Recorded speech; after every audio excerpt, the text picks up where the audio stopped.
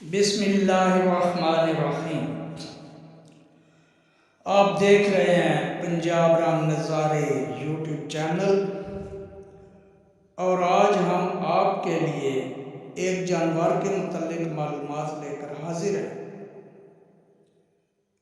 اس جانور کا نام اونٹ ہے اور انگلش میں کیمل کہتے ہیں۔ اس جانور کو ریگستان کا جاز بھی کہا جاتا ہے۔ اونٹوں کو ریگستان پار کرنے کے لیے بہترین سواری سمجھی جاتی ہے۔ یہ بہت بھاری بوجھ بھی اٹھا سکتے ہیں اور موجودہ دور میں بھی ریگستانی علاقوں میں ان سے مال برداری کا کام لیا جاتا ہے۔ اس کے علاوہ اونٹنی کا دودھ اور گوشت بھی صحت کے لیے بہت مفید ہے۔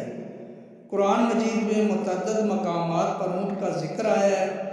قرآن مجید میں اس کا ذکر ناقہ کے نام سے زیادہ آیا ہے، جو بطور خاص حضرت صالح علیہ السلام کی اونٹنی کے لیے استعمال ہوا ہے۔